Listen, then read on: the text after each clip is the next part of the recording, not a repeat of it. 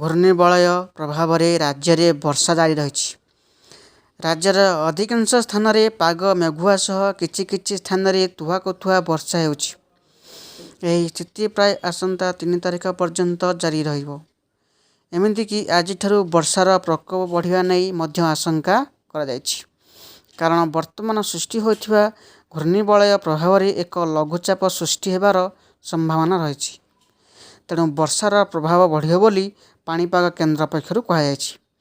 ତେବେ ଏହାର ମଧ୍ୟରେ ଆସନ୍ତା 3 ଘଣ୍ଟା ପର୍ଯ୍ୟନ୍ତ ପ୍ରବଳରୁ ଅତି ପ୍ରବଳ ବର୍ଷା ନେଇ ସତର୍କ କରିଛି ଭାରତୀୟ ପାଣିପାଗ ବିଭାଗ। ଆସନ୍ତା 3 ଘଣ୍ଟା ପର୍ଯ୍ୟନ୍ତ ରାଜ୍ୟରେ 11 ଜିଲ୍ଲାରେ ବିଜୁଳି ଘଡ଼ଘଡ଼ି ସହ ପ୍ରବଳ ବର୍ଷା ନେଇ ଆକଳନ କରିବା ସହ ସେହି ଜିଲ୍ଲାମାନଙ୍କ ପାଇଁ ଅରେଞ୍ଜ ଆଲର୍ଟ ଜାରି କରାଯାଇଛି।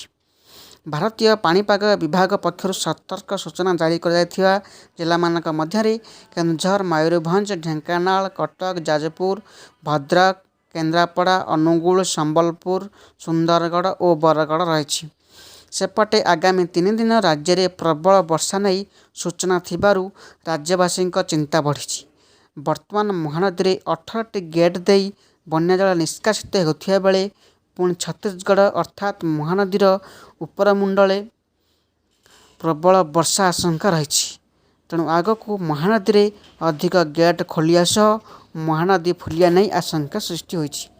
ସମାନ ଭାବେ ଝାଡ଼ଖଣ୍ଡ ସହ ସୁନ୍ଦରଗଡ଼ରେ ପ୍ରବଳ ବର୍ଷା ଯୋଗୁଁ ବ୍ରାହ୍ମଣୀରେ ମଧ୍ୟ ଜଳସ୍ତର ବୃଦ୍ଧି ନେଇ ଆଶଙ୍କା ପ୍ରକାଶ ପାଇଛି।